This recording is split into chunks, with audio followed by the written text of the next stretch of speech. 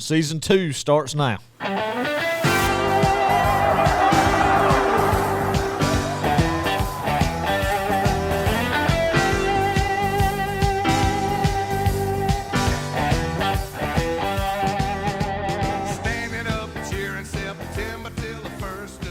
Hello, everybody, and welcome to Row 60, a Georgia football podcast. My name is Clark Gaines. Joining me today, as always, Adam Thornton. Yes, and sir, this is show number 26, and more importantly, this is the start of Season 2. If you're just now joining us, we want to say welcome to our family. We began this podcast last year in 2021 to create a football community. People who love Georgia football as much as we do. We're not beat writers, we're not journalists, Adam, and we're certainly not former Division I football players. Heck, no, we're not. But together, we're going to celebrate every win, mourn every loss, and we're going to take you from Athens to Starkville. We may make that road trip. That's right. And everywhere else in between. We're here to discuss all the college football news, all the Georgia football news with you. So if you like this podcast, please subscribe on Apple Podcasts, on Spotify, and you can now find everything else, including our merchandise, on row60.com. Boom, big time, or Clark. our social media pages. Big time, Yep. Clark. So this week we'll be discussing recruiting news, conference realignment plans, the SEC Media Day Yes, is sir. coming up, and Yes, sir. much more. So Adam, let's catch up because it has been a minute since we've been here. It's been too long, Clark. Too long, man. We took us a little hiatus, got a little sabbatical, if you will, from the headset, from the microphone. And there's a lot we got to catch up on. And I miss seeing everybody out there on the social media platforms. I don't have a personal one, but I like to check in with the Row 61. So I'm excited to hear how everybody's doing. Man, it's time to crank it up, Clark. This has been the shortest off season of my life. Between my wife and I expecting a child and the national championship, it has just flown by with other life events. So, man, but it's time. It's geared up. This is a time traditionally since I was a young kid, Clark. And, my wife and a lot of people used to make fun of me about this, Clark, but I would feel a little bit of a crispness in the air. Now, go out and I work in the 100-degree heat. It's rough, but when it gets closer time, it's like my mind tells me, hey, that fall chill's kind of getting in there. I think it gets a little blustery in the afternoons, a little overcast. And when that little burst of wind hits you, man, and it gets them arm hairs standing up, it gives you goosebumps because it's time to tee up the football, man. Give me some fall pads in August. Yeah. Hey, August 1st is a national holiday, Clark. Now, August 1st is a national holiday in the South because that means it's officially time for football practice to start, baby. Oh, yeah. Hey, do away with the floats. Do away with the palm trees. Do away with the mixed drinks. Do away with all these things that people like during the summertime, man. Because it's football time, baby. Yes. We are getting closer and closer. Adam, I have no idea where you work, but where I work and where I live is nowhere near that. Like I said, it's a mental thing, man. That's the thing. You could, if you put it in your mind, man, you believe it. Yeah. You can feel it, baby. Yeah. Just like it was hot on January 10th in Indianapolis. That's right. In the 8-degree weather. That's it was hot, right? That's right. That's right. I mean, hey, it's all a mindset thing, brother. You got to have that mindset. And I don't know, just when we get to this time of year, Clark, we're going to talk about it. When you get to SEC Media Days, and ever since I was a kid, and a lot of other people recognize it is the official start of the new college football season. And it's time to go in there and defend our title. Hey, as a Georgia fan, man, poke your chest out. Strut a little bit. Let them know what we're about and who we are. It's a different feel going into games this year, man. I'm excited. We got a lot to catch up on that has happened since the last time me and you sat down and talked to the people. And some stuff that me and you hadn't had the chance to discuss privately, too. So I'm excited to get your input on it. And, I love to talk, share my input. So can't wait to give it to him. Here we go. Let's roll. Adam, right quick, let me ask you, how's you're about to be a dad. I mean, within about a month, and a few days. What's that like? I mean, what's the feeling right now? I mean, the adrenaline's going. I'm excited. I got my bag packed for the hospital. I'm ready for when the water breaks to hop in the old car and get the flashers light on and then smoking the Bandit Dukes Hazard down to Athens Regional, man. Oh, God bless Kelsey. Just rolling, pedal to the metal. Yes. Let's roll. I'm really fired up about that aspect of the birthing process that my wife is gonna do is the ride to the hospital. Hopefully, I'm there and not in a chicken house in the middle of nowhere, Georgia, with any cell service when our water breaks. That would be catastrophic. That would not be what we would want. But no, it's been exciting. Sure enough, in all seriousness, man, it's been a humbling experience. It's been a blessing. It's been fun getting the nursery ready. We're ready for already just so much and just love with that precious little girl right now. And I know a lot of people in our audience knows how that feels like. You will one day too, Clark. And it's exciting, man. We're getting ready. It's go time. That's awesome. That's awesome. Clark, tell me about what you been up to, man. I've been up to work and then, of course, getting ready for the baby and just other things like that around here. Tell us about Games Photography and your business right now. You've been capturing some magical moments and some weddings, some true love there. Yes, I have filmed quite a few weddings. One of them was down in South Georgia. I got to shout this one out. Jay Jones. She lives in South Georgia. The wedding was actually in Amelia Island, so I got to get a taste of what Amelia's like, not in fall. It was kind of cool. People go to Amelia Island, not Georgia, Florida weekend. You mean the island doesn't just shut down? I don't think so. Who goes to Amelia Island in the summer? That's a place to go the last weekend in October. All right, fair enough. I didn't know them types of folks were out there. But I'll tell you, it was a great wedding. Lots of fun. They had Old Dominion, the band, play for about an hour and a half. It was a really fun wedding. Got to film that. Is that the band that sings about leaving the hotel room or the keys? Hotel keys. Hotel keys in the room. Yeah, that's right. That's right. I'm not too brushed up on my new country, but I know that song. Catchy little tune. Yeah, it was cool. It was a cool time, and I've been just doing a lot of weddings and trying to grow my videography/photography business and just working my tail off. That's awesome. I will say this, I've turned down quite a few weddings this fall, Adam. Priorities, Clark. Because who needs to pay a mortgage? Who needs to pay a mortgage when you got to go watch the Georgia Bulldogs play? And your wife in the background, this just gave me the best look that's ever been in the background of a Roast 60 recording at that moment. That's awesome. Well, I tell you, if it comes down to mortgage payment or Georgia football, I got to go with the mortgage. Look, the good Lord will provide. He will. Good Lord will provide for those who have faithful, work hard, good work ethic. Let's go. Yeah. Woo! So, but I can't wait for football season. I know you can't, Adam. I've also been doing one other thing. And that is playing some NCAA football. 14. Yeah, that'll get you in the get a good dynasty. Start up the dynasty. Get a good dynasty going. You mean you get that feel in July? Hadn't seen some live college football in a while, so you'll take it on an animated graphic on a video game that's about 10 years old. I love it. Oh my gosh, it is about 10. I mean, hey, and you was coming out next year. I can't wait. And I have not played a game in console, and I can't tell you when. But to go back to my childhood, I'll drop some money on a PlayStation 5 to play NCAA football again for what it sounds like it's going to be, because that is my childhood. You know, Adam, what I thought was really interesting, I read this, I can't remember, I think it was Kentucky, the Kentucky Marching Band, I don't know what they call themselves. The director. The Marching Wildcats. Is that what they're called? I don't know. It just sounded good. Sounds good. The Marching Mark Stoops. Yep, the Marching the Band. I don't know. But anyway, sorry. So the band director got an email from like the NCAA EA Sports people asking for songs that they play during the game. So what I think what people are rumoring is going to happen is we're going to get like what the band truly plays in the game. So the third down is the bum bum bum bum bum bum bum bum. That just give me chill bumps. I know, and you're like, hunker down, baby. Yes. Go get him, baby.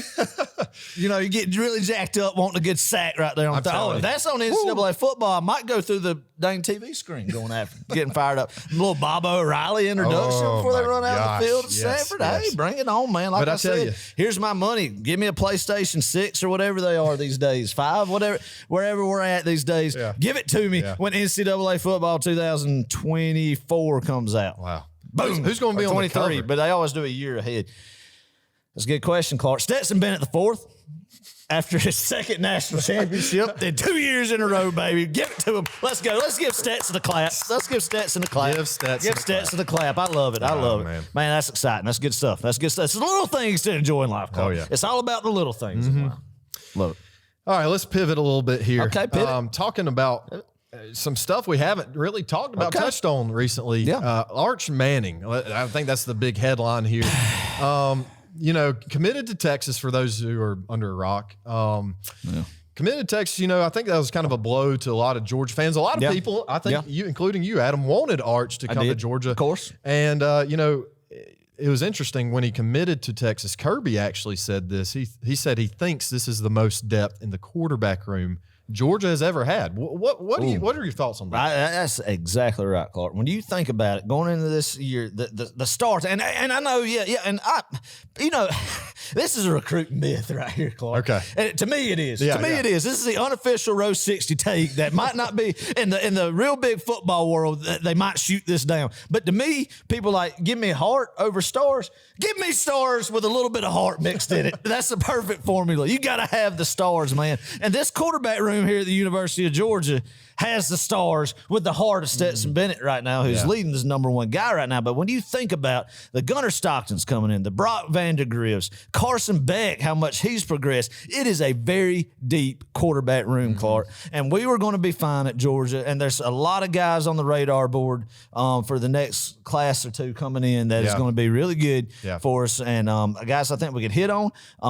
Arch Manning would have been huge. All right. The publicity that Georgia would have got after winning a national championship, bringing in Arch Manning on that, man, Georgia would have been, as much as we like to think it is here in our state of Georgia bubble, a nationally perceived brand, Georgia has not been it's been on the cusp of it here. But after winning this national championship and rolling, it's getting to be the more of the national recognized brand, and you'll see in commercials and stuff on DirecTV and all that good stuff. So I think, and getting Arch would have just boosted that much. Yeah. And they're going to get there, and they're now turning that direction after what happened this past season. But it definitely would have catapulted them getting Arch. But on the flip side of that, Clark, a circus and a carnival would have came with Arch just because of the last name on that jersey, that it could have been a distraction overall. And I don't know, there's going to be a lot of talent go to Austin to want to play with Arch. That's crazy. I never would have thought he would have went to Texas initially when the recruiting process for him first started. But Sarkisian's a quarterback guy. He's an offensive guru.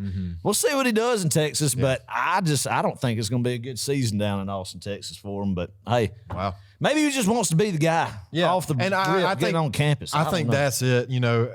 It'd be hard to beat out an experienced Carson Beck, a guy who's been in the program, or Gunnar, even, Brock, perhaps. Yeah. It would have been tough to come in and compete with those guys at Georgia. I think he has a better chance of beating out that Quinn Ewers, who was a nationally perceived guy. Who got $1 million in high school. It was stupid. But, no, you're right. Go ahead. But, I don't think it has anything to do with some NIL deal. I mean, come on. The Mannings have millions of dollars. They're set.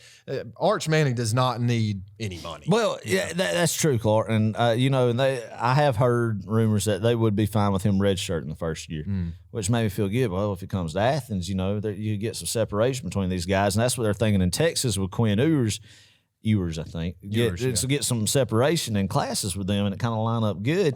And we say that about NIL, and that's where the game is now, and we'll touch on that more. And then I don't know. I don't know Archie Manning. I don't know Cooper Manning. I don't know Peyton Manning. I don't know Eli Manning. I just see them on commercials. But the good Lord put people on earth with one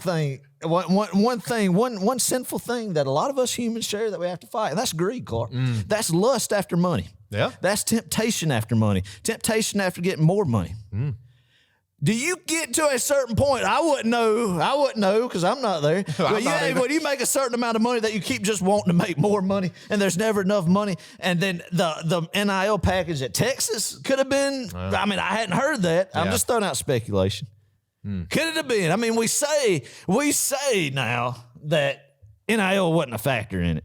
I don't know that. Maybe not, but there's some deep pockets down in Austin, Texas. Maybe so. They might not be as deep as they are in College Station, but that's 1 and 2 right there. That's the 1 and 2, the pockets down there in oil country. I don't know, man. But whatever the case, Sarkisian's offense guru. Maybe Arch likes the culture of Austin. Good for him, but Georgia's going to roll. Yeah. I can't wait to just pop. But I will say this.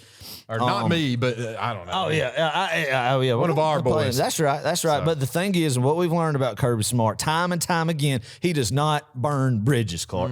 There will always be a bridge there with Arch Manning. Yeah. And, hey, who knows? And now more than ever, you can do that. Right. Bring guys who do commit somewhere else, do go somewhere else. You can bring them back. Right. So right. That's a great point. No burnt bridges. But no, I mean, I like the way Art's committed. In all seriousness, you know, I've been joking around some talking about this with the NIL stuff, but I like the way he committed. No hoopla, no 5 hats throwing it around and, you know, pulling up the shirt. It just commit on Twitter. This is where I'm going. I'm doing it. And I think he'll honor that. I think they are a family that honors their word. And I think that's what it'll be. He will be going to Texas, but you can bet Kirby's still going to keep that relationship going. So, hey, just, you know, miss, but definitely something that's not going to be a dagger in Georgia football's program. Because talent is there, and I believe in our quarterback room and the future going forward after this year as well. Me too.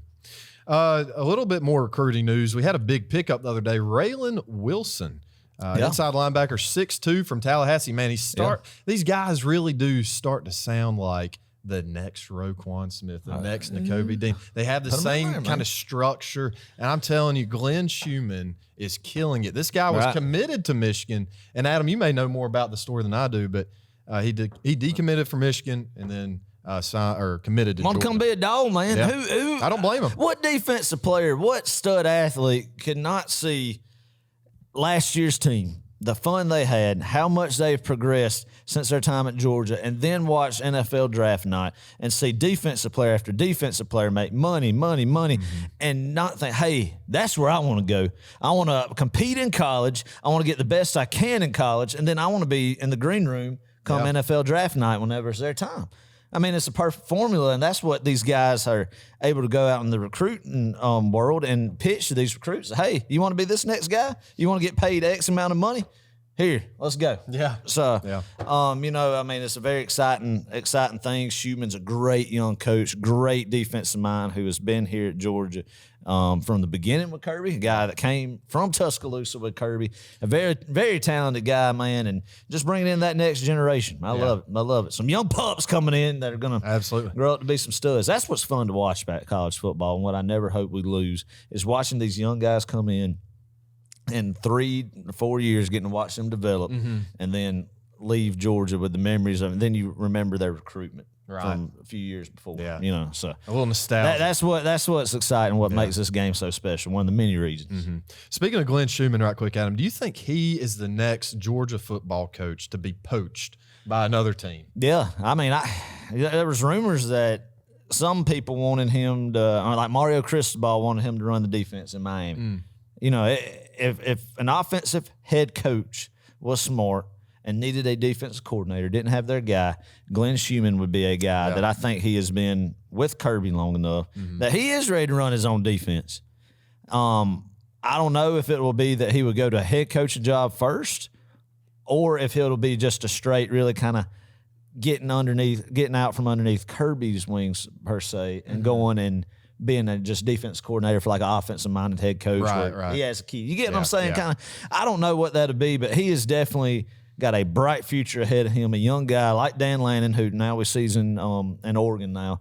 I don't know. This might be our last year with him. I mean, the results he keeps putting up bound to determine somebody's going to pay the man to be their leader. Yeah.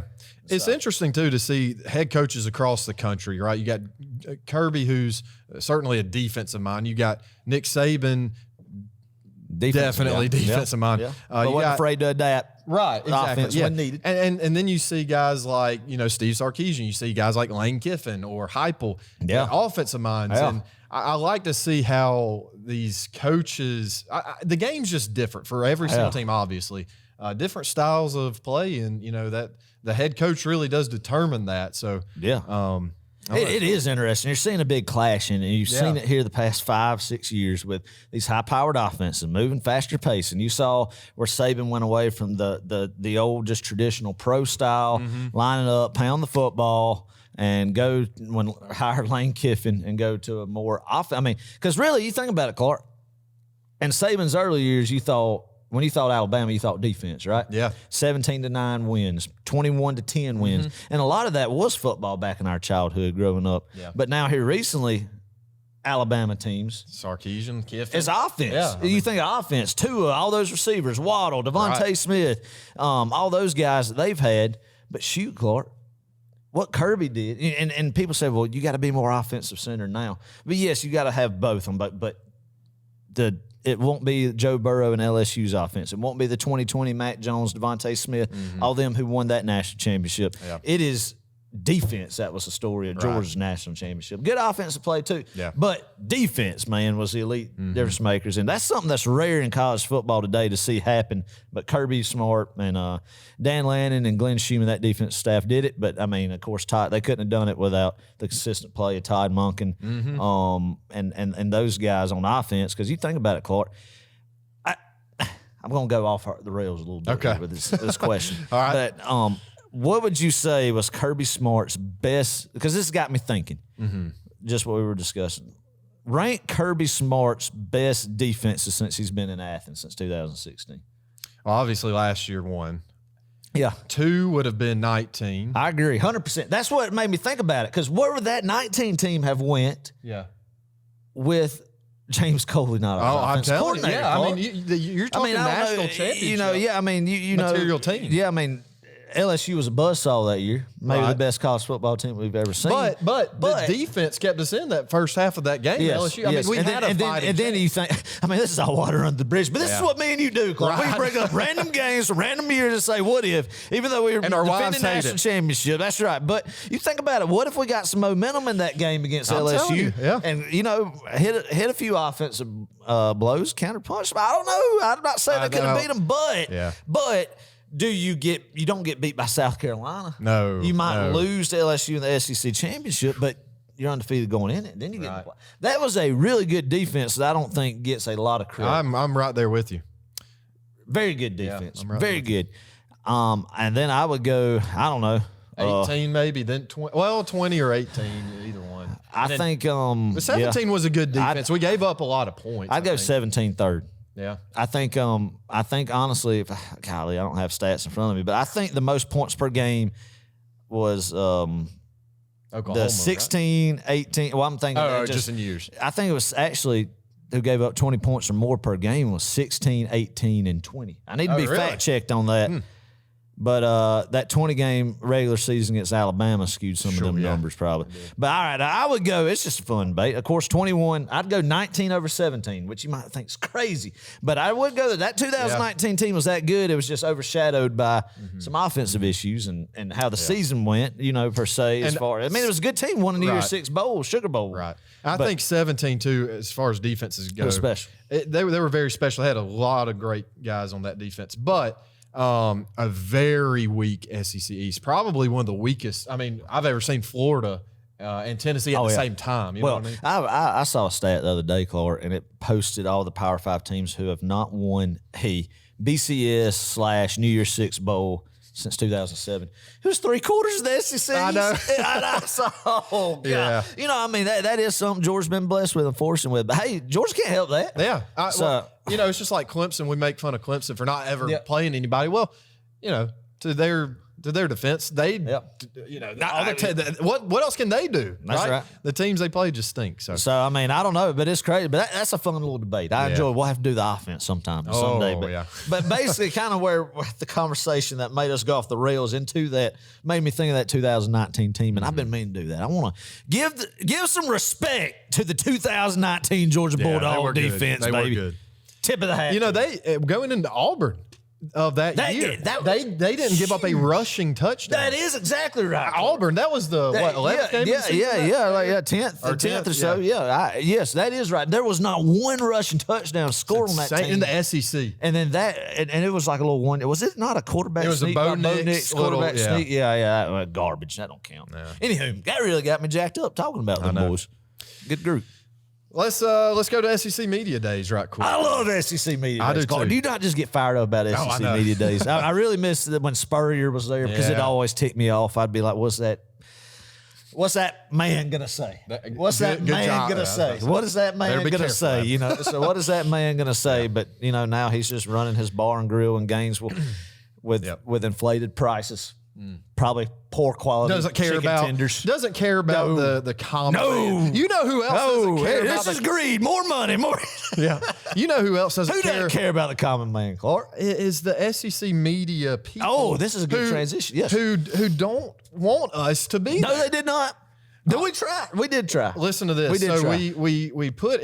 We submitted our application, our request for passes for SEC Media Days. We're going to go ask Sam Pittman some funny questions and maybe take a just have a good time. Just have a great time just and have cover. A good time. Just spread joy. Yeah, you know. But Adam, I didn't get a response.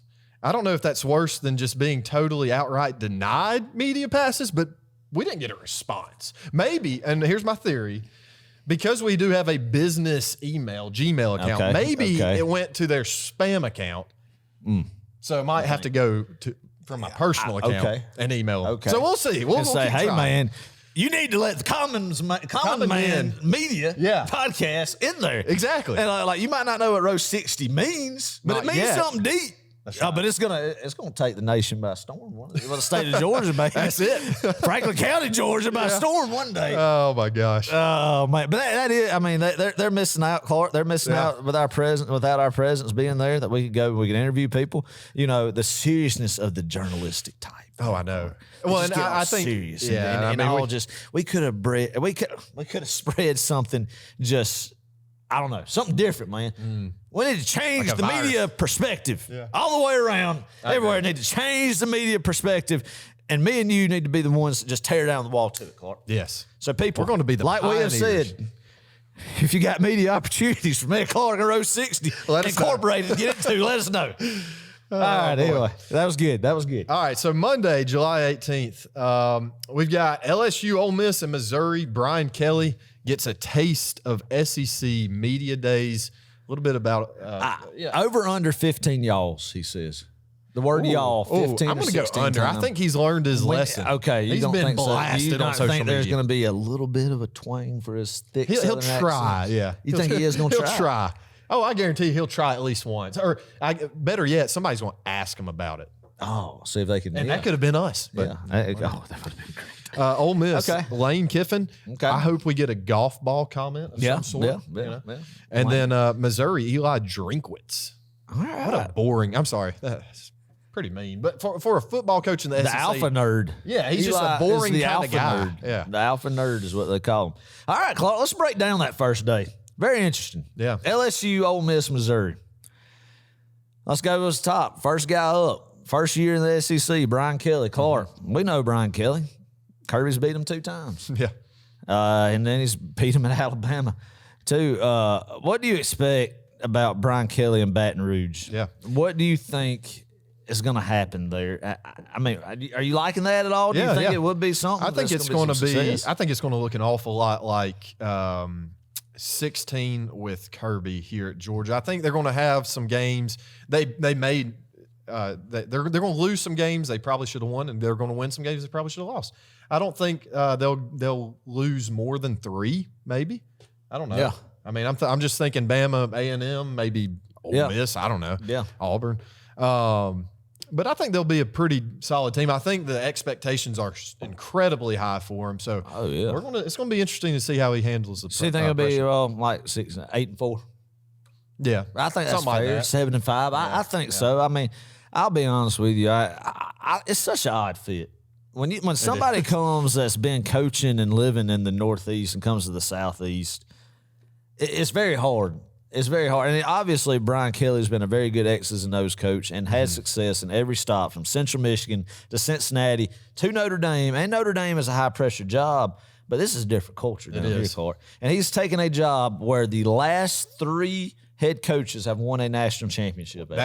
Adam, you think about that, Clark. The last 3 hires LSU has made, each of them have won a national championship. What, Saban did it in 03 there. Les Miles did it in 07, and then Ed Orgeron in 19. That's incredible. Ed Orgeron? I know it. No, but that's a great point, Adam. So a lot of pressure's there, and I mean, I think he'll be good. Yeah. I think I mean, his track record shows it. The guy can recruit, bring him. I don't know. Will he be the level of what the rest of the SEC, like with the top tier upper echelon, the oil money in Texas A&M and Jimbo Fisher, Saban, and then Kirby? I don't think he'll be at that level. I think he'll be a drop below. I will say he will not win a national championship by the time either LSU gets rid of him or he calls it quits in Baton Rouge. Man. I don't think. Yeah, I mean, I could be completely wrong on that. But I just don't like the fit, and I've never liked Brian Kelly, man. I don't like him. I mean, I'm not a big Brian Kelly fan, Clark, and I just Just gonna be honest. All right, yeah. And I think I just think it's a weird fit. Yeah. It's just not a good cultural fit down there. And cultural fits are important. that's true. But anywho. Lane Kiffin, Ole Miss. Once again, I think hopefully he'll say something about a golf ball. He'll throw a jab at Tennessee. I like Lane Kiffin. I know that's a very unpopular opinion. No, I think he's just funny. I think don't he's know. good for football like Yeah, that. yeah. And, it's Twitter rants and everything. I like him. I think he's a very, very smart offensive guy. One of the top, most elite offensive minds in college football. Last year goes to a New Year's Six bowl game. With That's Ole Miss. big for Ole Miss. That's big, after what happened with Hugh Freeze and everything, and then Matt Luke, and then for him to get the program in year two to a New Year's Six bowl game was big for him. Was big for him. I don't think they'll be as good this year, Clark. I don't think they'll be as good. I think Matt Corral was a really good player, and some of the guys are losing. That I don't see them being a New Year's Six team this year. Yeah, I mean, I don't know. Who knows? I mean, I don't. Do you? You think they'll have a more successful season than they did last year? No, I don't think so. No. So if that's the case, then no, they won't be a New Year's Six team. Who knows? It's not very high on the Ole Miss Rebels, are they? Nah. I do like Lane Kiffin though. Yeah. Missouri. I'm fired up about the Missouri Tigers. Eli Drinkwitz. Oh boy. I mean, if we're talking about one of the coaches that's on the hot seat in the SEC East, I think this guy is on top of that list. He's talking himself into it, isn't he, man? He talks like a guy at his press conferences that has won 3 national championships. Yeah. But I did enjoy when he was going after Dan Mullen last year. Oh, yeah, that was good. That was good. He had been hanging on to that waiting for a year for that. But Eli Drinkwitz, I don't know.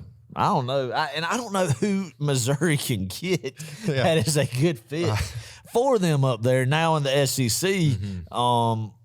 I think he's a good offensive mind. He's had some good stops as a coordinator. Good 1 year, good at Appalachian State where he was at before he came into Missouri.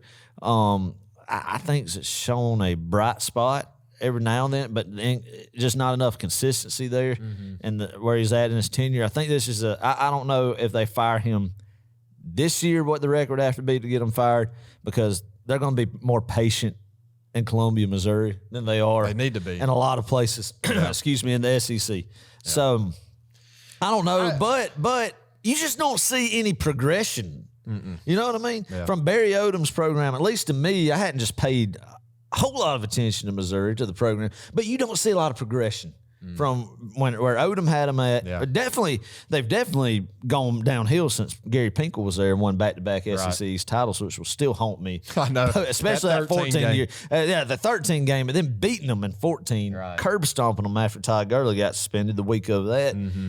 And still somehow losing to East. I don't know. But anyway, and I'm sure that hurt South Carolina fans too, because that was their glory years. But anyway, I don't know. I don't know where they're going to be at, what the expectations for the fan base, the alumni, the boosters are. There couldn't be a good NIL collective that ever make you think the future could be bright. Yeah. I don't know. It would be so sad, depressing to be like a Missouri fan. Like, you have no potential to making it to the playoffs. They're horrible in every sport. I know. At least like with Georgia right now. At least we got one. The baseball and basketball is a little disappointing right now, of course. But football, sky high, mountaintop. But Missouri's bottom dweller in the SEC in baseball, football, basketball. Yeah. I don't know, man. It's going to be interesting to see what Eli Drinkwitz says. There'll be some heat on him SEC Media Days. Can't wait to see how he feels about his squad. Always enjoy this. Yep. Tuesday, July 19th, the next day, Nick Saban, Alabama, Mississippi State with Mike Leach. Yes. We got good guy Shane Beamer. Good guy Shane Beamer. Our old friend Shane Beamer. And then what a guy. Clark, not Gaines. Lee? Clark Lee. Yeah, Clark Lee. What a Vandy. Great coach. Highly regarded. What a fun lineup. Highly regarded. A lot of different personalities here too. You got Alabama with Nick Saban. You got a very strict, mean, I don't want to say satanic. That is awful. Just very sour. Saban, we know. Saban, just Right. Saban. We know, everybody knows. You got Mike Leach, just a the pirate. class clown goofball. Just a pirate. Yeah, Just a pirate. And then you got Shane Beamer, Just nice guy. Good guy, Shane Beamer. Like you said, Shane Beamer is the guy with his family that is in the generic photo that you get from a picture frame at Walmart or Walgreens. That's what Shane Beamer is. Oh my God. Yeah, that's who Adam, he I is. tell you what. That's- Hey, y'all remind us of this, Caitlin and Kelsey. But when we get to the South Carolina week, that's sure enough. We're going to get a good generic. family I'm telling picture you, of it will Shane not Beamer. take you long to go through the picture frames at Walmart to find a guy that looks like Shane Beamer with his collared shirt tucked in, Yes, with just on the just a beach. good smile, just there. Yeah. Just good guy.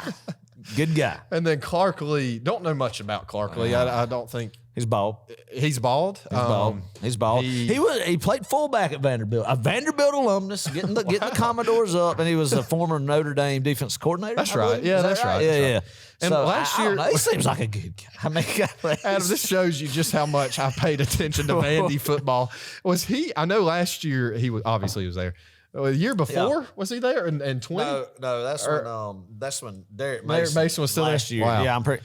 Yeah, that if right? I miss that, no, I'm. I don't remember. Yeah, because Derek Mason's first year at Auburn was last year. That's right. No, No? Yeah. We're right. Okay. We're right. We might need to We're get right. fact checked. No, because Brian Harsin. Oh, we'll get to that. But yes, that is 100% right. What happened right there? So Alabama, Mississippi State, South Carolina, and Vandy. Once again, an interesting day. Nick Saban, he's Alabama. going to be very business. He's just going to wear his business-like. houndstooth jacket. Is he? Yeah, people are going to tick him off. Yeah. Tick them off because they're going to ask about Jimbo Fisher this, Oh, Jimbo yeah, Fisher yeah, that, yeah. NIL this, NIL that. Right. He's going to get disgruntled, Yeah. and he's going to squirm a little bit, and then he's going to go, all right, and move his hands like that and go, all right. He does. All right, we're not going to talk about it, all right? I mean, I can't do it as good With as his that ring boy, on but, and that but the palms will be spread, and he's really – I don't Animated. think we're going to see a very happy Saban there. I think it's going to be a and I tell you, business-like. it's I going to think be. it's Sorry to cut you off, but it's No, going to be you're a good. lot of rat poison starting from Tuesday, July 19th. on. Yes, about how there media- is a quarterback competition and Bryce Young's got to win his job. I mean, that's going to be it. Jermaine Burton, this and whatever. And I'm The telling you, defense, a lot of guys got to prove themselves. Will he's just Anderson. not. I think I'm I with you agree. there, Adam. I He's going to agree. be very ticked off, not wanting to. He of all the coaches will want to be there the least. Yes, I agree. And he's going to have a very talented football team coming up he this will. fall. I mean, golly, two of the best players in the nation, probably potentially the number one and number two players picked in the draft. Could be. Yeah. On both sides of the ball. So, I mean, a lot of big things. Alabama, excuse me. We'll talk more about them and as the season progresses, but I'm sure our paths are colliding again. Yep. Can't wait. Can't wait. Mississippi State, baby, Mike Leach. We got them on the schedule again this year. Done beat the Pirate in year one in 2020 in the COVID year. Old blackout in Athens that night. JT Daniels showed out. Yep. Clark, how's the Pirate going to do football-wise this year? And go with that, and then we'll talk about what he will be talking about. Now, I have not gotten Phil Steele's college football book, so I don't know much about the Mississippi State Bulldogs. But I do think, obviously, they're a very high-powered offense. They're going to give us a little bit of trouble. I don't know how much, but some trouble when we travel over to Starkville, Mississippi, and play them. Yeah. Adam and I are still trying to decide whether or not we're actually going to that game. It may be a bachelor trip. Might be. My wife's giving me a look right now. Mine is too. We might be in trouble. We'll just see where it goes. We'll just see where it goes. But But that's anyway. a tough game, Clark. I mean, it's late season, Cowbells after a road trip to Kentucky. Hey, right quick. I know this is off topic. What happened to was it Stingray? Yeah. What happened to that guy? I don't know. He man. may be I a haven't special seen him in guest. a long time. But yeah, we might have to get him on that week. Sorry, I didn't. Try to dig. Yeah.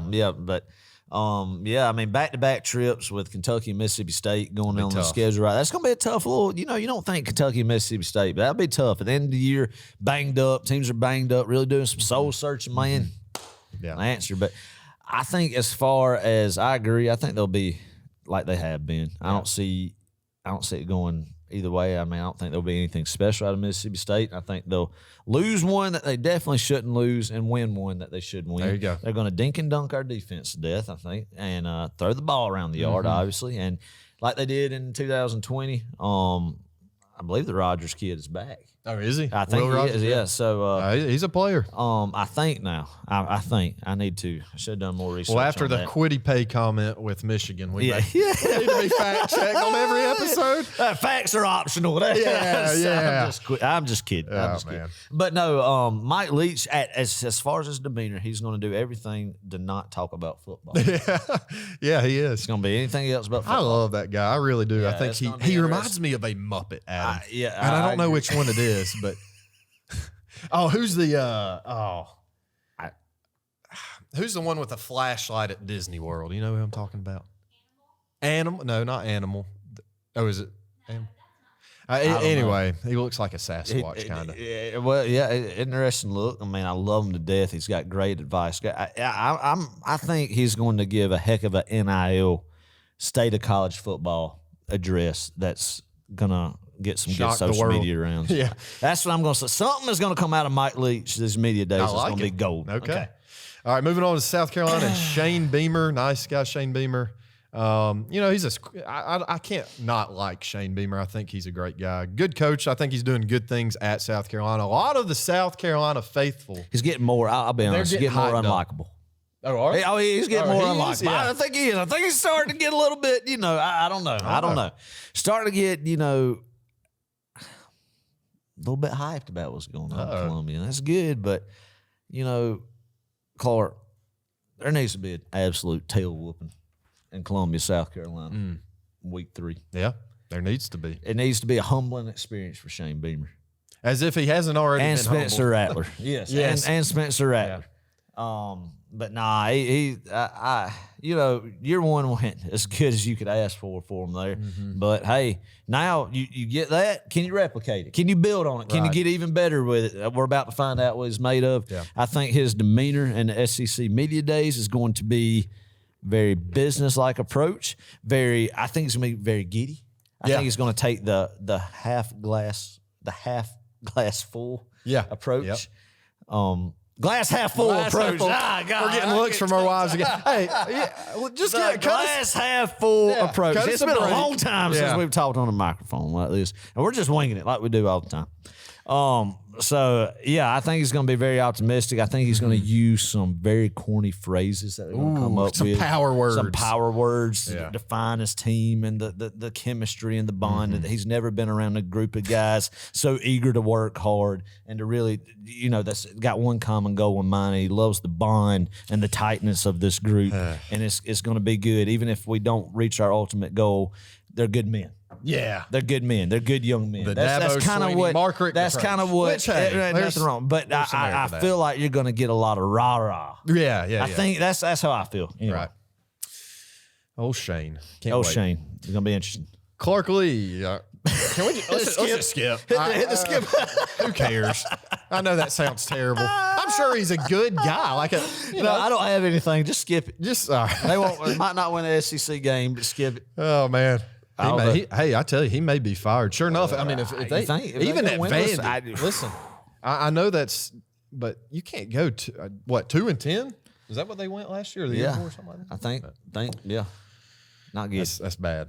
All right, moving on. Wednesday, July 20th, Arkansas, Sam Pittman, Florida, Billy Napier, Georgia, Kirby. Yeah. Kentucky, Mark Stoops. So that's a fun day right there, That too. is fun. That's a really good day, Clark. Yeah. I like it. Arkansas, man, Sam Pittman.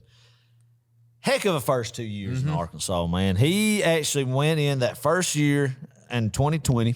Very good year to build a foundation on a program that was rock bottom.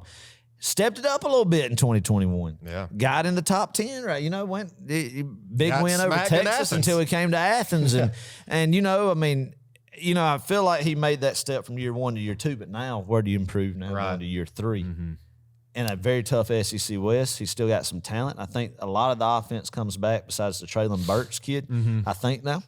Here I go again, but I'm pretty sure. Yeah. And big games coming up against Cincinnati, a playoff team, out of conference games. That's a non-con. What is that? Like a kickoff? That's game or something? That's a fun. That'd be a great game. It's they're playing. I think they got another big out of conference game too. That'll be fun. Well, with that said, that has to be one of the tougher schedules, probably in America. Yeah. If you're Arkansas and playing Cincinnati out of conference, and you got Bama and A&M. And look LSU. up. Wait. Look up their schedule real quick. Look up their schedule, Clark. Right. Because I want to say, I want to say there's another pretty decent out of conference game they're playing. Cincinnati. Give me just a second. I could be completely wrong on that. Cincinnati, Carolina, Missouri State. Yeah, Missouri State. 100% Missouri State. I'm just kidding. Yeah, at BYU. At BYU, that game right there would be very interesting. Going to Utah. I tell you, that's a pretty stadium out there. Provo. Yeah. At Brigham Young. So, that'd be interesting. And then go to Auburn. Oh, wait, that's 3 road trips in a row right there. At Mississippi State, at BYU, at Auburn. Ooh. And then Liberty. In Liberty, yeah.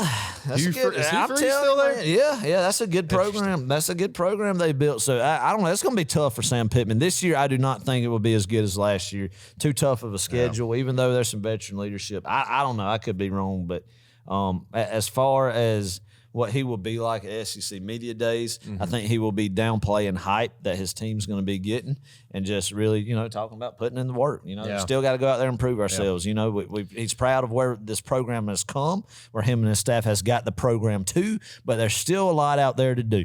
Yeah. We shouldn't be patting ourselves too much on the back yet because we still got a lot of work to do out there. But he's proud of the commitment of his boys, the love for the University of Arkansas that is shared, loves the new guys coming in, and the culture that's been built here in year 3. That's going to be kind of the message I feel like that we're going to get from Sam Pittman. Yeah. Florida Billy Napier, the new sling blade. Yeah, newcomer in the SEC.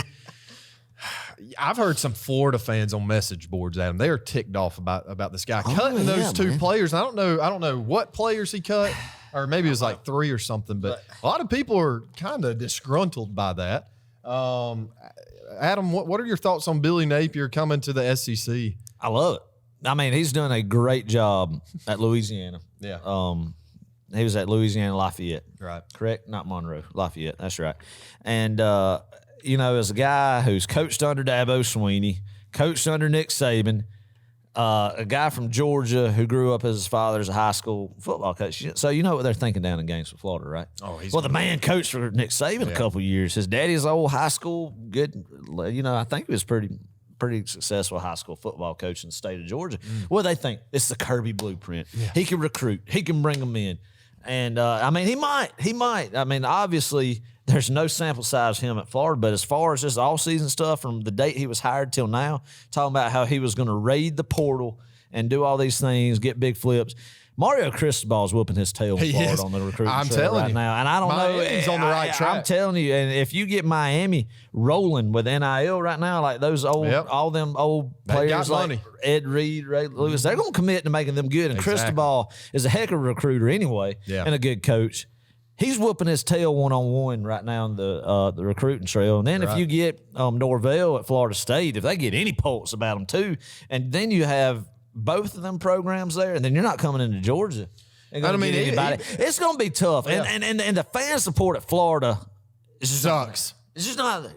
Yeah. It's not there compared to these other places. I tell you, even UCF, and I know we laugh and joke about them, but truly, they could even steal some mid-tier talent. Well, I just saw they got a 4-star guy the other day. And, and they beat Florida head-to-head last season. I know team that cashed in, Dan Mullen's off the sidelines, fired, whatever. But still. I'll be honest, as far as the X's and O's guy, I think they brought Billy Napier in to recruit, period, to bring talent in after the remarks that Mullen made last year after he's got his tail whooped by Kirby so many different times. I think that's what it was. So, hey, I don't know. Billy's just going to be up there. I don't know what he's going to say, to be honest with you. Just we're working hard. We're working hard. Excited. I think he's going to throw out some good cheesiness. Yes, I think he's going to throw out some good stuff about hard work and facing adversity and climbing out of a ditch, so to speak. I think that's going to kind of be the message. Yeah. And I feel like he'll preach patience bear with. I think it would be kind of underlying a But here's the difference. Lower expectations out in the first year. Well, here's the difference. And yeah, I think you're right. He's going to come in with that approach. We need some patience, give us some time. Yep. But with Kirby, man, he came in and we as fans gave Kirby patience that first year in 16. But Kirby, he didn't give himself any patience. He didn't give the players that were there patience. And I think that's really the difference. It's always a sense of urgency. There's no downtime. You got to go. Yeah.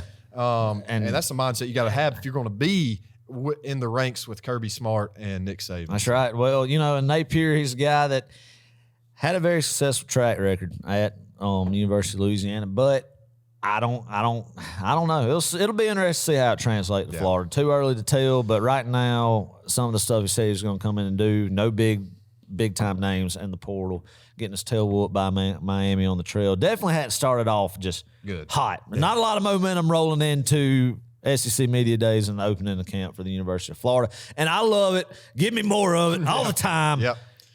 Woo, good Lord's just smiling down. Kentucky and Mark Stoops. We're skipping Kirby just because I think Kirby a little bit more time to talk about. But Mark Stoops, I think he's done a phenomenal job. We've given him a lot of credit. I don't forgive him for scoring that touchdown last year in garbage time. That was ridiculous when they scored against us at the end. But anyway, no, I think he's going to come in a lot of business or very business-like. I agree. Blue collar attitude. Even kill. Blue collar attitude. Yeah. That's right. Yeah. So, I like Mark Stoops okay. He's whatever. I mean, golly, they got some talent in there, and they recruited in there, and Mark Stoops has built that program from the ground up the past 8-9 years he's been at Kentucky. And right now, really, man, they beat Florida a few times. They've gotten some big wins, got some big bowl wins against some Big Ten schools for them. They've stayed competitive with us. Yes, and they have, but Mark Stoops has never beat Georgia. Right. Came close in 16 and played some big games against Georgia. Last year was a big CBS 3:30 game. The game in 18 was a top 10 matchup in Lexington. And the word is in Lexington, Clark, and in Kentucky, the football facility is we got to get over the hump, beat Georgia, and get to Atlanta. Sounds like where we were. Exactly. But the monkey on their back is Kirby Smart and Georgia. And they feel like it's Georgia. It's the only thing that is in their way right now. In Tennessee, they want to beat Tennessee. But they feel like they've gotten over the Florida hump. And I don't know, man. I feel like Georgia's going to be in the crosshairs in a late November game in Lexington, Kentucky. It's going to probably be an afternoon game or a night game, and it's going to be cold, and it could be a trap game, and another big matchup against them. It's going to be interesting to see how this team progresses, but I can see the East coming down to that cold night in Lexington, Kentucky in November. Wouldn't that be miserable to lose that football game? Golly, I'm not even going to think about that. No. Let's briefly talk about Kirby right quick. Man, I think like Nick Saban, he's going to be asked a lot about the talent on his team, a lot about defense, how it's going to be, who stepped up in place of some of these guys that left for the draft. But all business. He's going to come up with a really good quote, though, a really good phrase and term, and we're going to put it on the back of our T-shirts. Like the pressure is a privilege. It's deep philosophical stuff coming out of Kirby. I guarantee it'll be about not consuming yourself with a rat poison message not delivered in the rat poison Nick Saban way. Yeah, there you go. That even though we're not going to be content with already being on the mountaintop, that the work's still going to be put in. Yeah. And it's going to be that, and that's going to kind of be the message and everything. And this team's going to roll. We'll get, we got more episodes to get to that, but that's all I'll say right there. Yeah. But that's what you're going to hear out of Kirby Smart. Yeah. Thursday, July 21st, the last day of SEC Media Days, Auburn and Brian Harsin, Tennessee, Josh Heupel, and Texas A&M with Jimbo Fisher. Another fun day. Let's start with Brian Harsin, a guy that Adam could be on the hot seat. Very much on the hot seat. I don't understand Auburn. I mean, it's not a cultural fit. We'll see what Brian Kelly does. He obviously has a better track record and more success, but they were all schools not in the SEC. But the track record for Brian Harsin coming from Boise State to Auburn was just not a fit. Not a fit. And then with all the kind of rumors, made up or not, that's kind of circulated here recently with him. And, you hate to see that. You don't want a man's family life being thrown into it. Right. That's too low. But a lot of adversity going around in Auburn for Brian Harsin. And it's one of them things he's going to step up, and they're going to do it this year. He's done. Yeah. I mean, there's no going, I don't know, 7-5 and getting the job back. Mm-mm. I mean, it's and that honestly may be the case. I mean, they play Georgia in Sanford. He has to beat Georgia or Alabama. At least, at the very minimum, one of the two to keep his job. I feel like it can't get. I don't think it's going to happen. No, it's not. It's not. But I think he's going to have to play a lot of defense at SEC Media Days and deflect, some questions. And I don't know. That's just. I mean, he's going to, even if the environment's toxic or not, we don't know that. We're not in the Auburn locker room, but he's got to make it. He's going to make it feel like that people are bought in. Right. That there's just a new group coming in this year, and it's a very tight knit group. Yeah. We believe in our coaching staff. We believe in our players, and our players believe in us. And now it's time to go out there and prove it. Very excited about the talent, the potential coming in. And that's what you're going to hear from Brian Harsin. Yep. Tennessee and Josh Heupel, boy, I'm getting sick of Tennessee. I will say this. I think if there is one team in the SEC East that I'm worried about in the coming years, and not necessarily this year, it is Tennessee and Josh Heupel. They've got it going. They believe, again, as they do every year. Tennessee fans are hyped up about this guy, and they should be. I think they've got a very good offensive mind at head coach, and a guy who knows his offense and can run a very quick pace, rapid fire kind of offense. So. I agree, Clark. I mean, it's blown my mind his first year, what he was able to do there. Yeah. I really was expecting a lot less, and then especially not the enthusiasm that's come to Knoxville after that. What he put on, he is obviously shown to be a great offensive mind. Went out and got some pieces, getting a Hendon Hooker at quarterback as a guy who is a very athletic guy who's made some plays. And, up there in Knoxville, latter part of the season last year, came in and marched right down the field on Georgia. You know, of course, the defense settled down. I mean, it's scripted. Exactly. But made some good plays. And, I mean, then obviously everybody was able to adapt and was shut down. But you're right. There's some athletes there. I think they could be second in the East. I think it's between them and Kentucky who's going to finish second in the East, and the other will finish third. Yeah. But I think it's going to be positive for Josh Heupel. He's not going to try to build the hype up too much. I think a lot of people are going to be hyping him up as this year's Tennessee back. Really starting to get him on fire about his offense and everything. But I think, of course, obviously he's not going to be like, Tennessee's back. He's going to be a guy who is going to try, I think, to keep expectations kind of low, even if he might feel really good about it. But he is going to be a guy that's going to be getting a lot of these pats on the back when he goes. He already is. I mean, goes into SEC Media Days. So yeah. We'll see. A&M Jimbo. Oh my boy, gosh. I can't wait. I cannot wait to hear Jimbo Fisher. And somebody is going to ask him about Nick Saban and what went down not too long ago. Oh boy. What do you think, Adam? What's it going to be like? Jimbo's feeling some heat, man. Yeah. I mean, it's weird. It's weird because I feel like people at A&M love him. But, I mean, I've never talked to A&M fans, but from the outside, it seems they love him. But they're like, how many times can we go 8-4, 7-5? Mark Richt, Georgia. all this stuff. But, really I mean, and truly, and then now you add in NIL and say, hey, here's this historic recruiting class that was bought for. It's not because you're just he's always been a good recruiter. Right. But he's never been an elite one to just all of a sudden 1 year after going 8-4 for how many years or so around that to just pull a historic number one class out without kind of bending the NIL rules a little bit with that Texas oil money down there. Saban was right, in my opinion. And then Jimbo got called out about it and just went crazy. But I loved it. Yeah. I loved it. I called Clark that day and I was like, this is the most exciting thing in the world. Oh my gosh, you got to watch this video. You got to watch the whole video and everything. And I'm just watching it like just going crazy. If you don't know what we're talking about. Going crazy. Yeah, if you don't know what we're talking about, go to YouTube, just type in Jimbo Fisher rant. Nick Saban on his press conference. But, Saban said something at a booster about them spending money to get their recruits. And then Jimbo's press conference was back. It was literally shocking, Clark, because I thought there's no way a grown man who has had success in the head coaching world like he has over the past decade. He had, but to act like a child like this, and then calling out Saban, and then basically saying that it's been easy for Saban at Alabama because he's got so many advantages. Like, oh my God, Alabama will beat Texas A&M and 20. Tuscaloosa. Oh, it'll be like 56-7. Oh gosh, that's a. Maybe Wow. 56, All right. 20. That would be fun to watch. It'll be the 3:30 CBS. The bam, ba bam, ba ba ba bam, ba ba ba ba bam. Bing. That'll be the game. That'll be the game. I think it's in early October, but that's one that we're going to have to be watching there. I bet tickets are going to be outrageous. Expensive. Yeah. It would be. Who do we? Do you know? Do you know who we play October 8th? I think it might be Auburn actually. Oh, I'm going to look it up right quick.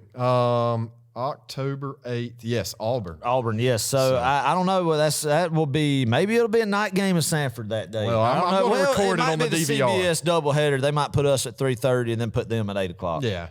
That sounds I don't right. know. Yeah, it probably is what's going to happen right there because of just all the offseason hype. So I don't know. Jimbo is going to be pressed hard. He's going to get aggravated. He's going to get ticked. Yeah. He is going to get ticked at his press conference. And I promise you, his eyes are going to get really big. His voice is going to start squeaking a bit and getting really high pitched and get really upset with some folks because there's going to be some tough questions between if he backs up everything he said about Saban and do you feel pressure about now that you have all this money, NIL stuff, to actually go out and do it on the field. Yep. So it's going to be interesting. I can't wait. This is going to be one of the most exciting SEC media days in a long time. Yeah. I'm ready for it, I'm man. excited. It is. This means football is here, and it's time to go. Yeah. If you have a Twitter's always a great place to go explore on during all this madness. So, right quick, Adam, I want to ask you 4 quick questions, and then we're going to get a little bit into conference realignment. Other than Kirby and Nick Saban, which coach in the SEC has the most job security right now? Oh, that's a very interesting. I mean, I feel like Brian Kelly because he hadn't because of his name. Yeah. But you're talking about one the sample size has actually gone out there. So eliminate the new coaches coming in right now. Take out Billy Napier. Shoot, I think it's Josh Heupel. Really? I think what he did last year, and then what Tennessee's fast pace of firing coaches just like that and each one has led them into a deeper and deeper hole. And it was such a just just refreshing for what Heupel did for them last year up there. As sad as it was, it wasn't just great season, but for what he did, I think it's Heupel right now. Okay. And I don't know, maybe Kiffin. I think Ole Miss fans like Kiffin a lot, and and you can argue the same about Beamer. Beamer, after Will Muschamp up there in South Carolina, I think Beamer was a pleasant surprise that a lot of people in Columbia, South Carolina, probably wasn't a sexy hire to them, and went out there and, I think he exceeded expectations in Columbia that first year. And then you go out and get a guy like Spencer Rattler to come in to be your quarterback. So, I don't know, man. I don't know. What you think? My 2 guys would be Mark Stoops. Yeah, I forgot about Mark Stoops. I have to mention him. Yeah. I just forget about him, the old man in the conference. Go ahead. I just stole yours, probably. No. Well, Mark Stoops would have been one of mine, and then Sam Pittman. I'd say. Well, those 2 guys. Well, the real answer is Mark Stoops. I mean, he will never get fired from Kentucky. It'd take a long time for him for what he has done, about to be the most winningest head football coach in Kentucky history. Yes, Mark Stoops. Which coach, Adam, is on the hot seat right now, would you say? Oh, it's Brian Harsin, without a doubt, Clark. Without a doubt, it's Brian Harsin. Everybody knows what happened in the offseason with what was going on in the Plains, and everybody knows what the train wreck was of it. And in his defense, I think it was set up to fail from the beginning. You bring a guy who does not understand the culture of the SEC. So these guys say, well, we want Brian Harsin. It was just a quick hire to go ahead because they wanted to get rid of Gus Malzahn so bad. Let's go get Brian Harsin. Probably already, even before he got on campus, there was some disagreement with that. So divided fan base, everything right there. And then you say, well, because you don't know the SEC culture, we're going to give you 2 former SEC coaches. One a head coach, one guy who's played in the conference, been a coordinator of the conference many years, and put Mike Bobo's offense coordinator, Derek Mason as defense coordinator. No, and to my knowledge, and I think it's safe to say, no prior connection to either one of them. Just threw them in there. I mean, what could go wrong? Yeah. What could go wrong with Everything. the head coach that just not let him bring in his guys and coordinator? Yeah. So maybe the only saving grace is he's starting to replace some guys and get his guys in there. And it might change, but nah, it ain't gonna happen, man. Yeah. When you got Saban in your state, and then what Kirby's doing in the state of Georgia, your two biggest rivals are Nick Saban and Kirby Smart, and you're in over your head like Brian Harsin is, he's gonna drown this year. Good He's luck. done. He is out at Auburn after this year. I feel like Drinkwitz is a guy. Yeah. We talked about that earlier. I don't know. And then one that's sneaky hot right now, Clark, Jimbo Fisher. Yeah. I'm telling you, I think A&M, if they don't get over the hump and win the West, I think that's kind of where, obviously A&M fans want to be. Win the West, I think you're right. His seat's going to keep warming up. I think even if they went 8-4 this year, they wouldn't fire him because they would let this recruiting class kind of get old. But Right. 2 years from now, 8-4 ain't going to cut it. Nope. And obviously the Alabama win last year in College Station Bought them helps some with time. that. But I feel like you start stringing together these recruiting classes, and then you see what Kirby Smart and Nick Saban and Dabo, some of these guys have done with elite talent. They're going to be like, they don't care about that national championship he won in Tallahassee in Right. 2013. It wasn't in College Station, Texas. Yep. And there's a lot of old money to pay somebody to bring them one, and they're going all in to get it. And if he's getting all these resources, but the pressure just mounts with the more you get like that. So obviously that's a big concern for him. We'll see. It's going to be interesting, Clark. It's going to be real interesting. I agree. Who will have the craziest quote or quotes from SEC Media Days? Which one, Coach? Jimbo Fisher. He's going to say something stupid. There's no reason for him not to say something stupid after what we've just. I can see Or that. it could be that he's going to be so on his best behavior that he doesn't say anything Right. stupid, and it'll be Mike Leach with the NIL where it's state of college football. I can see that. I don't know. What you think? I'm with you. Mike Leach, he always comes up with something. Just off topic, not football related at all. That's right. So anyway. Okay, and then last question I want to ask. This is kind of a fun one here. If you could ask Kirby Smart a serious football question and a just for fun question, what would you ask? Oh, dang. You caught me off guard on this one, Clark. I think my serious football question would be probably I would like to know just some history in – well, I mean, this obviously wouldn't be a reporter and he'd say it publicly, but if you were just one-on-one with him, It had to be I would true. His like answers to had to be true. know kind of what happened at the end of the 2018 season. Okay. Some of that stuff that Yeah. was going on. You heard rumors and stuff about people. I would like to know. Yeah. The Justin Fields. I would like to know that. Stuff. Yeah. And then I would honestly like to know right when he was hired to another one and what his feelings were for Jeremy Pruitt. A lot of people thought he'd keep him, and then it made sense to him at Alabama. Like how all that was handled too. The conversation with him, and then him taking the picture of the recruiting board. Did he take the picture of the recruiting board before he left Tuscaloosa? I don't know. I guess some of that would be. That'd be cool. What would be yours? My serious football question, I'd probably ask him, what actually went down with the whole JT Daniels situation. Not that it really matters anymore. Just out of curiosity. But just out of wanna know. curiosity. Yeah, just to clear the air. Right. And then a just for fun question. Adam, you have a just for fun? Yeah. I've got. Wait, hold on. I got a good one. Go ahead, Let me go before I forget. Yeah. I would ask Kirby, like, if you could not, for whatever reason, coach football, what would your profession be? Like, would he be like a real estate agent or a crop insurance salesman in South Georgia? Yes, Therefore, I can see that. that's what it would be. Oh That's my what it gosh, would be. I can see that.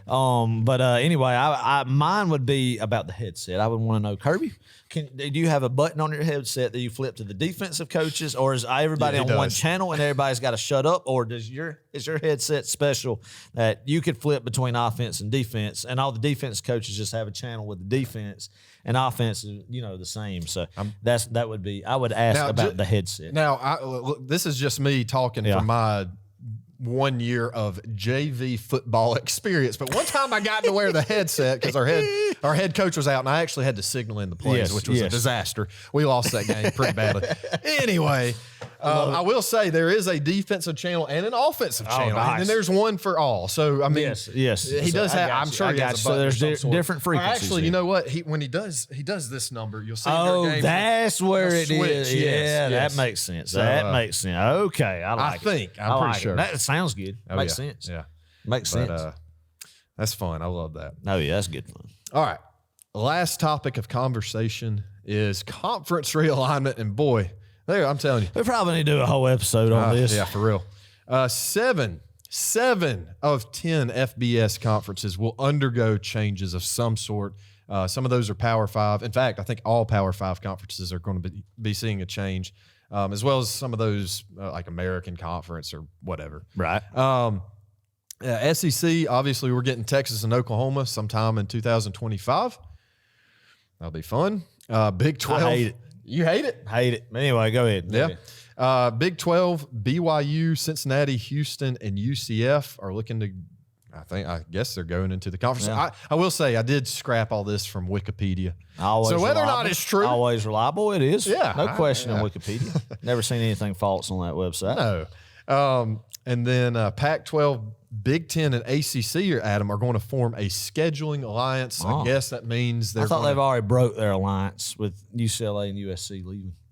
Oh, They really? were supposed to have an alliance to form against the SEC. Oh, We're I not see, going I to see. poach the others. Yeah. But hey, back to that money thing, man. When you get some Benjamins involved, you know, what's a man's word when they got money on the table? That's the true. way of the world today. It's sorry. know. It's sorry. Yeah. It's sorry, but that's where we're at in this world today. Anyway, So that's that my- alliance that's my has been broken already? morality. I mean, I guess Right. that, yeah. Yeah. I mean, UCLA and That's true. USC went. You remember, like right after they announced that this was going to be the alliance, they were going to schedule all of them. Like you, yeah. That, but what's the alliance going to be now that they go get Southern California in the Pac-12 and bring the? I hate that card. That is stupid, man. What? And it's not even just football.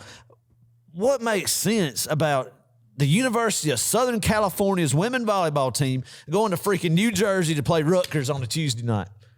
That's a great point. That's a great point. Yeah. Or UCLA going all the way to Maryland. Now, I will say, hold up. I will say, I don't know if all the sports are lumped into this.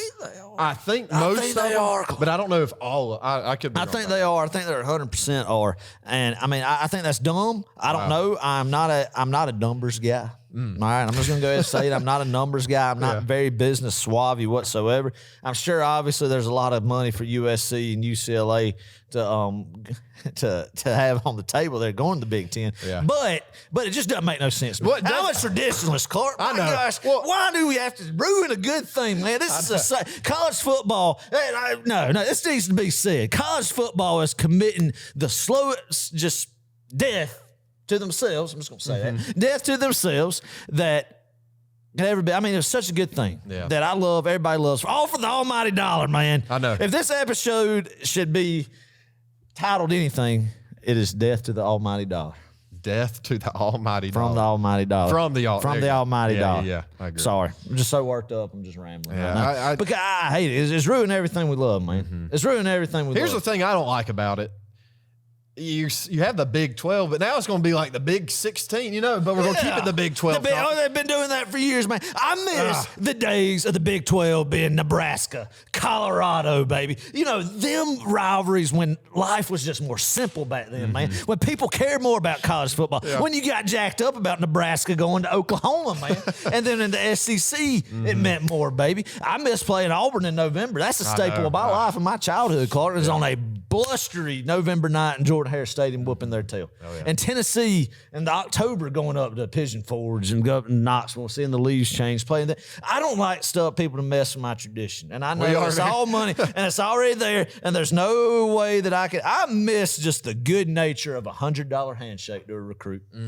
Just the good moral $100 slip a handshake. Just an all good nature of the game. Well, you weren't paying an 18-year-old millions of dollars to play. It was just a good, go check the bag in the locker room after practice inside your cleats and see what you got. Or the Happy Meal. There might be keys to a new Trans Am. Yeah, it could be. Or a Happy Meal bag. Exactly. I mean, just a good-natured sportsmanship, gamesmanship, so to speak. Oh, boy. I'm just kidding. But no, I do miss those days because obviously they got paid back then too. But I like it when it was better for those who just wanted to do it the most without getting caught. Mm-hmm.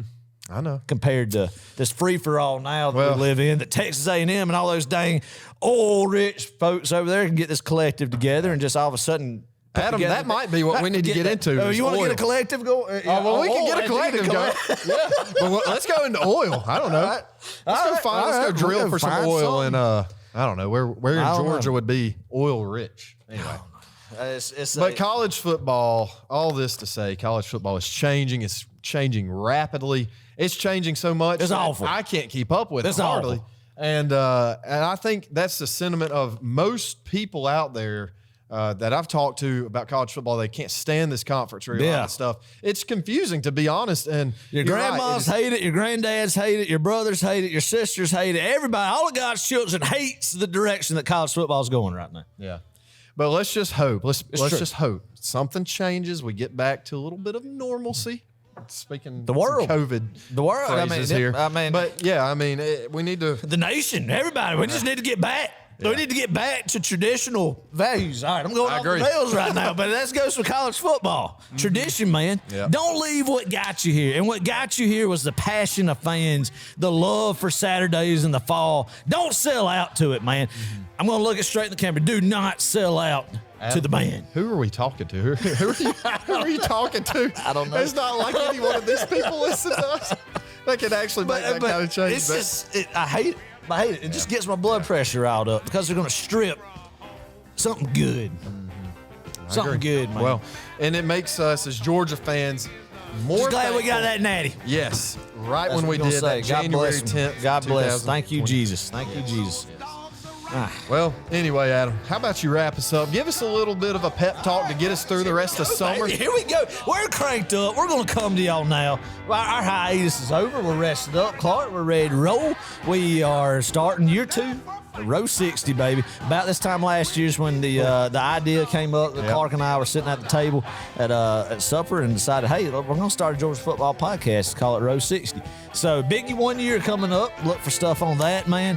And we're going to come to y'all to just get some enthusiasm going. This is the time where people start ramping up. This is the time where people start talking about football. Getting that antsy feeling right now. It's going to be a little bit different this year because we're national champions. So we're going to go in there strutting. Yes. We're going to go everywhere strutting. No, because here we go. It's Georgia's time now. Every time we went in the game, you would feel pessimistic, wouldn't you, Clark? Yeah. And just try not to think about positive things because you've been burned so many times. But hey, you got the homecoming queen now, baby. And she ain't going to leave you. That homecoming queen ain't going to leave you. It's there. Go out there, strut. You look good. She looks good. And she ain't leaving your arm for somebody else because you are a national champion. Have a great few weeks. Get excited. Pick up Phil Steele's magazine and read it. Throw out sponsorship there. Go get some Peach State Pride memorabilia. There you go. To get ready for the season and get fired up, baby, because fall is coming and these long dog days of summer will be gone soon. We love you. Go Dogs, Go Dogs.